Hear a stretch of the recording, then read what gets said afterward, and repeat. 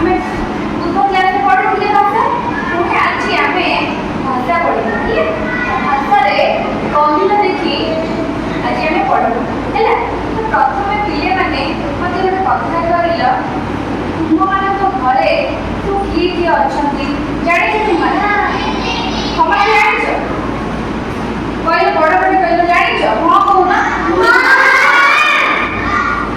ଜାଣିଛୁ ତାହେଲେ ମୁଁ ଯାହାକୁ ପଚାରିକି କହିବ କହିବ ତ କହିଲେ ତମେ ଠିଆ ହେଲା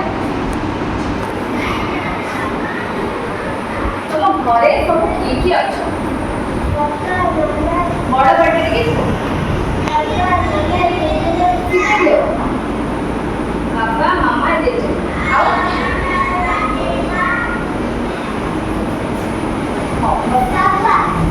ଆଚ୍ଛା ଆଉ ଜାଣି ପଚାରି କହିବ ତମେ କହିଲ ବାପା ମାମା ଭାଇ ଭଉଣୀ ଜେଜେ ଜେଜେମା ଜେଜେ ମାମୁଁ ବି ଘରେ ରହୁଛି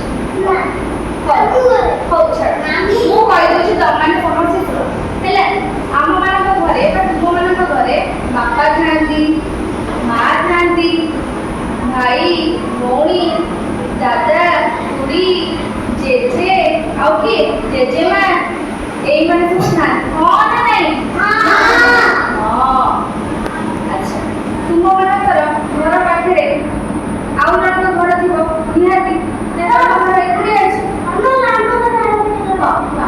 ତମ ଘର ସହିତ ପାଖକୁ ଲାଗି ଯୋଉ ଘର ଅଛି ତାକୁ ଆମେ ପଡ଼ୋଶୀ ଘର କହୁ ନାଇଁ ପଡ଼ୋଶୀ ଘର କଣ ଜାଣିଲ କଣ କହିଲେ ପଡ଼ୋଶୀ ଘର ତୁମ ଘରକୁ ଲାଗିକି ବା ତମ ଘର ପାଖରେ ଯାହାର ଘର ଥାଏ ତାକୁ ଆମେ କଣ କହୁ ପଡ଼ୋଶୀ ଘର ଆଚ୍ଛା ପଡ଼ୋଶୀ ଘରେ କିଏ ସବୁ ଥାଆନ୍ତି ତୁମେ କହିପାରିବ ତୁମର ସାଙ୍ଗ ଥାଇପାରନ୍ତି ନାଇଁ ତମ ସାଙ୍ଗର ତମ ଘରେ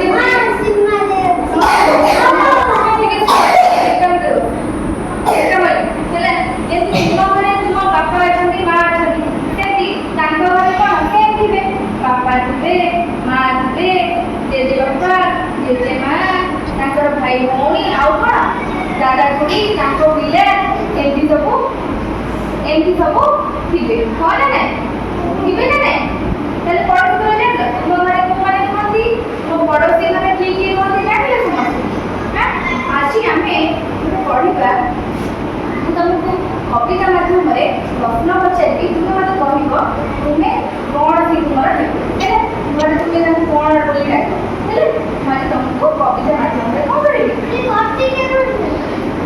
କବିତା ମାଧ୍ୟମରେ କହିବି ତମେ ଶୁଣିବ ଆଉ ତାପରେ ମୋତେ ଉତ୍ତର କରିବ ହେଲା ସମସ୍ତେ ବୁଝିପାରିଲ ଯାହା କହିବି ବୁଝିପାରୁଛ ହେଲା ପାଖୁଆ ପାଟିଟି ଅଟେ ମୋ ମୋର ପାଖୁଆ ପାଟିଟି ଅଟେ ମୋ ମୋର ବାଳ ଧଳା ହୋଇ ଗଲାଣି ମୋର ରିମା ସୀମା ମୋର ପୁଅର ଝିଅ ରିମା ସୀମା ମୋର ପୁଅର ଝିଅ କ'ଣ କହି ମୋତେ ଡାକିବେ ଶୁଣିପାରିଲେ ମୋତେ ଆଉ ଥରେ ମୁଁ କହୁଛି ପାଖୁଆ ପାଟିଟି ଅଟେ ମୋ ମୋର ପାଖୁଆ ପାଟିଟି ଅଟେ ମୋ ମୋର ବାଳ ଧଳା ହୋଇ ଗଲାଣି ମୋର ରିମା ସୀମା ମୋର ପୁଅର ଝିଅ କ'ଣ କହି ମୋତେ ଡାକିବେ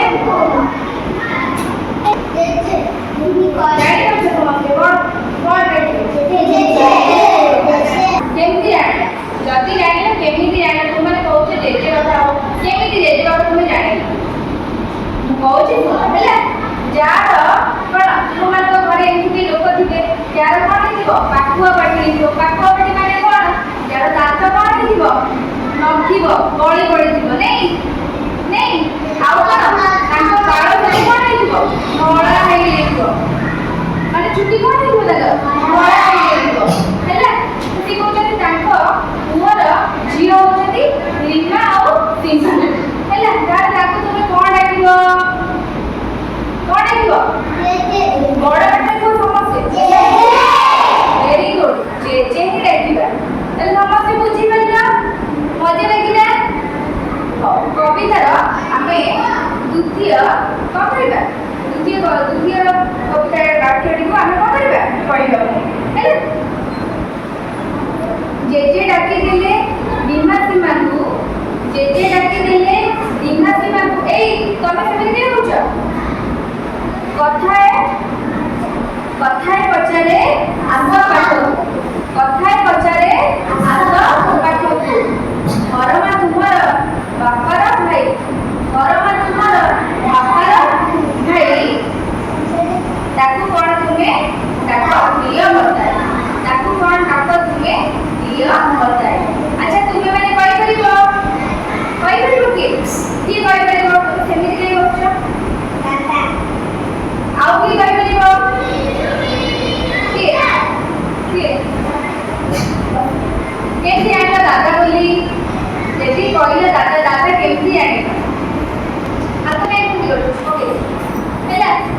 ଜାଣିଲ ଦାଦା ବୋଲି? କାରଣ ଜେଜେ ପୁଣି କଣ କଲେ ତମକୁ ତମ ଜେଜେବାପା ବେଳେବେଳେ ତମକୁ ପ୍ରଶ୍ନ ପଚାରିଥିବେ ପାଖକୁ ଡାକିକି, ସେମିତି ରିମା ଆଉ ସୀମାକୁ ତାର ଜେଜେବାପା ପାଖକୁ ଡାକିଛନ୍ତି। ତାକୁ କଣ ପଚାରିବେ ବୋଲି ସେଇଠି ଆସ ତମକୁ ଗୋଟିଏ କଣ କରିବି କଥା ପଚାରିବି ହେଲା। କୋଉ କଥାଟା ପଚାରିଛନ୍ତି? କହିଛନ୍ତି ତୁମର ବାପାର ଭାଇ ତାଙ୍କ ନାଁ ହଉଛି କଣ? ଧରମା। ତାକୁ ତୁମେ କଣ ଡାକିବ? ତୁମମାନଙ୍କର ବାପା ଥିବେ, ତାଙ୍କ ଭାଇକୁ ତୁମେ କଣ ଡାକ? ଦାଦା ଭେରି ଗୁଡ, ଦାଦା ଡାକ। ତାହେଲେ ଇଏ ଆମର କଣ ହେବେ? ଦାଦା ହେବେ। ବୁଝିପାରିଲ? ସମସ୍ତେ ବୁଝିଲ? କଣ ଡାକିବ? Very good. ପେଜଟା ଉଲ୍ଟେଇଲା, ଉଲ୍ଟେଇ।